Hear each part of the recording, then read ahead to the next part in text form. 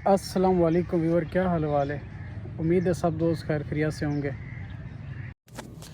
एक जापानी फ़लसफ़ी ने कहा था कि अगर आप किसी गलत ट्रेन पर सवार हो जाते हैं तो जितना जल्दी मुमकिन हो करीबी स्टेशन पर उतर जाएं, क्योंकि जितना वक्त गुजरेगा वापसी का सफ़र उतना ही मुश्किल और थका देने वाला होगा।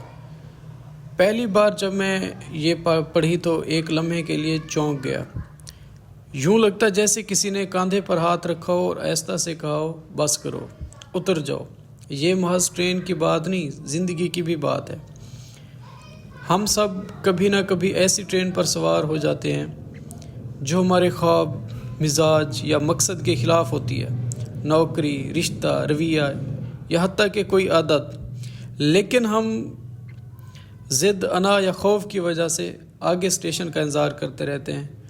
दिल को समझाते हैं कि शायद अगला स्टॉप बेहतर हो, लेकिन दिल तो जानता है ये ट्रेन ही गलत है।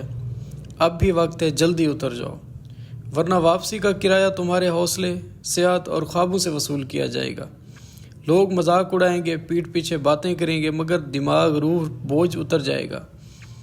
अगर आप भी किसी ऐसी ट्रेन पर हैं जो आपको अंदर से पेशमा कर रही है तो यकीन जानिए उतरने में कोई शर्मिंदगी नहीं। लेकिन अगर खुदा न खास्ता कभी इंसान ऐसा फ़ैसला ले भी रहे, आप लोग भी ले लें तो अब भी वक्त है, उतर जाएं, क्योंकि वरना ये वाला किराया फिर आपके ख्वाब, आपकी सेहत, आपके उससे वसूल किया जाएगा।